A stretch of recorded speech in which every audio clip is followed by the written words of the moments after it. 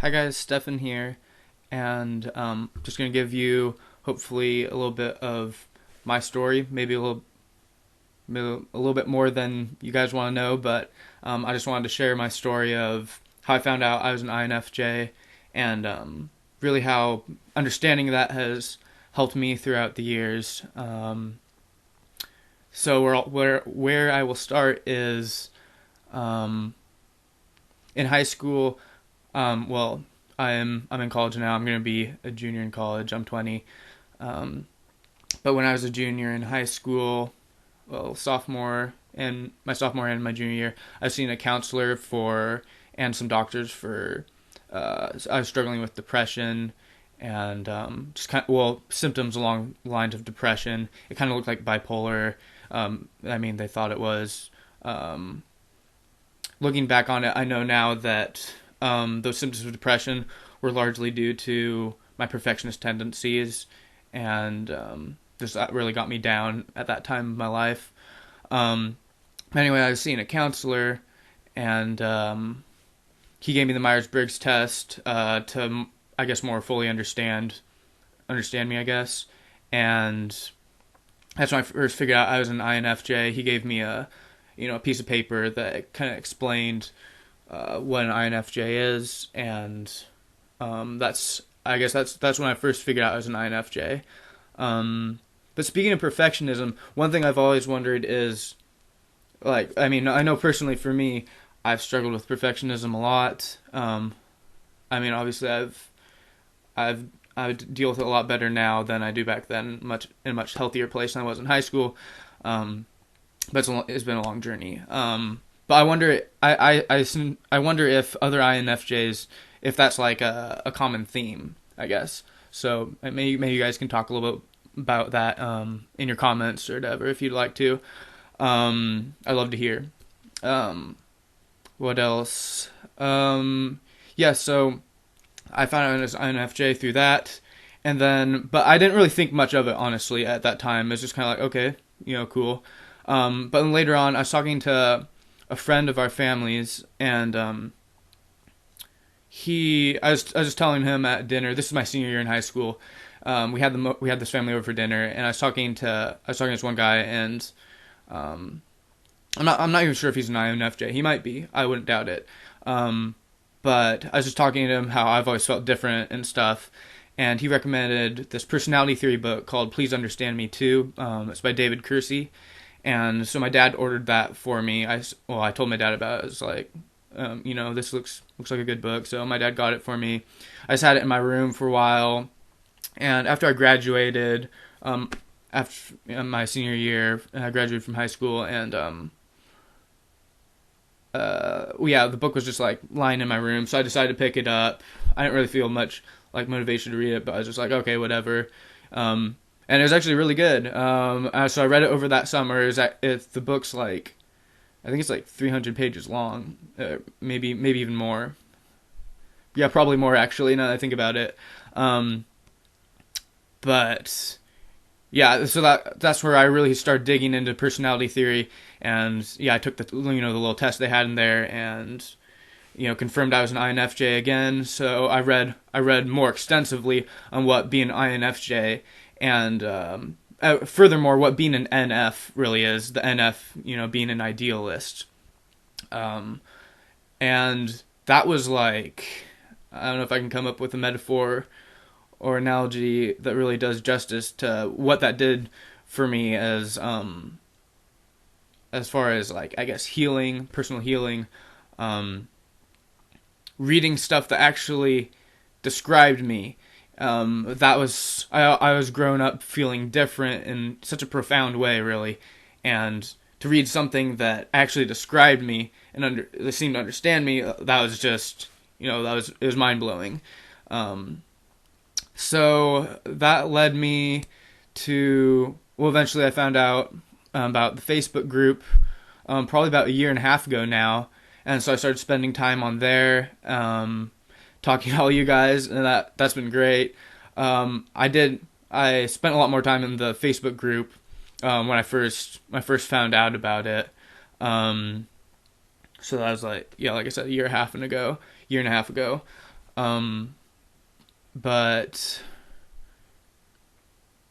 yeah, growing up, like I said, I've always felt different. I've always had ambivalence about being myself because I've always felt different in that way. Um, I've always felt really mature for my age and in comparison to my peers, and I've always felt lonely because of that too. Um, and that's something that's kind of hard to talk about because it's like, oh, I'm so mature and blah blah blah. So, but it was really like more of a tough thing. 'Cause it's like I just felt like I had, you know, growing up with people who would be my friends, I was always on a different level than them of, I don't know, maybe emotional maturity, spiritual maturity, um, intellectual maturity. It was really all of them. I felt like, um, I want to talk more. I'll talk more about that later, hopefully. But yeah, so really just like feeling different and stuff. That that was that's something that corresponded with me finding out I was an INFJ because I realized INFJs are one of the rarest personality types. So like, okay, that starts to make sense. So that was good. What it ended up doing, or began doing, is I realized being different. I'd always thought of being different meant it was something bad, like being different in the sense of weird or not normal. That's how I always thought about it for myself. Um, Even though, yeah, I mean that's how I naturally thought about it. But what ended up happening was I was able to begin reframing being different, saying being different isn't necessarily bad, and being able to see the things that make me unique, seeing those things as assets rather than liabilities, as gifts rather than curses.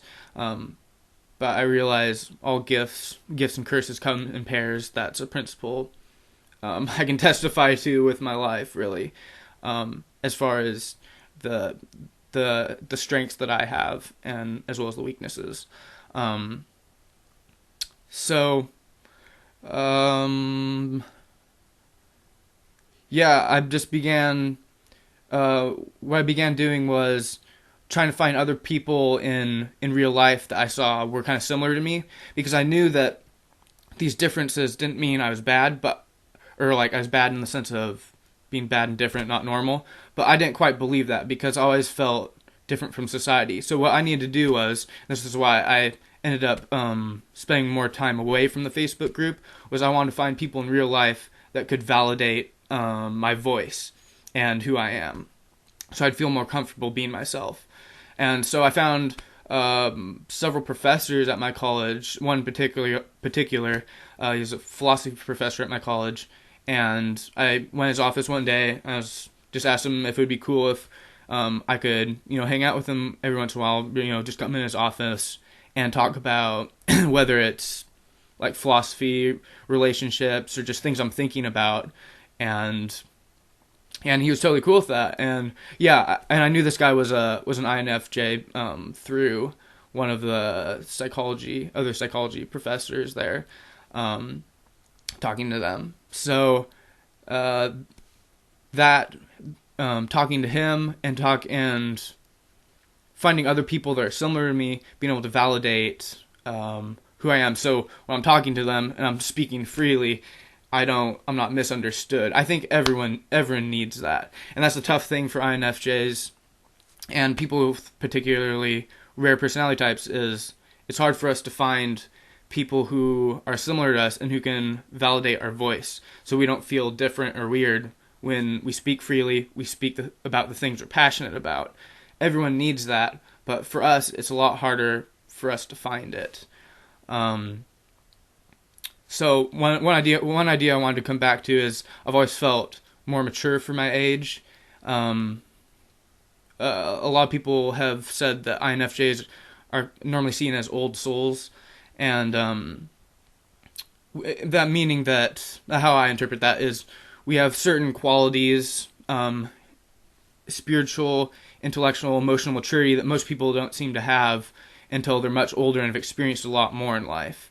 just kind of a wisdom that you don't normally see in people, even or INFJs, even when they're young, So yeah, I mean, one thing I want to set straight is this is one thing I've learned from personality theory is that maturity and intelligence is multifaceted. You can be intelligent in one way and unintelligent in another. You can be mature in one way and immature in another. I think it's Albert Einstein said, everybody's a genius, but if you judge a fish by its ability to climb a tree, it'll spend its whole life thinking it's stupid. So that's kind of the idea I think about. So that's one thing for me I have to realize is I'm mature in some ways, but I've been realizing recently, just kind of been thinking about this, is I'm also immature in some ways too. For me, because I'm intuitive, I spend a lot of time thinking about ideas, reflecting, writing. I love writing, and but honestly, I don't have the same ability that I've noticed a lot of my friends do to really like go after certain goals in the physical world. Particularly, I'm thinking like financially, like money and stuff. I kind of stresses me out. I'm not really interested in that as much, like managing money or I don't know, getting jobs, manual labor, stuff like that. Like I don't know.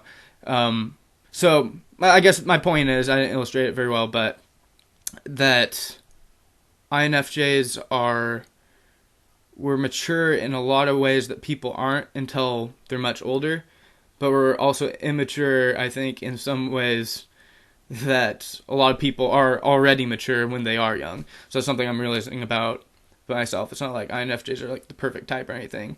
Like I said, gifts and curses, they come in pairs. So that's a lot of what I wanted to talk about. I tried to keep it short. Hopefully I didn't talk too fast, and hope you guys enjoyed it. So yeah, thanks for listening.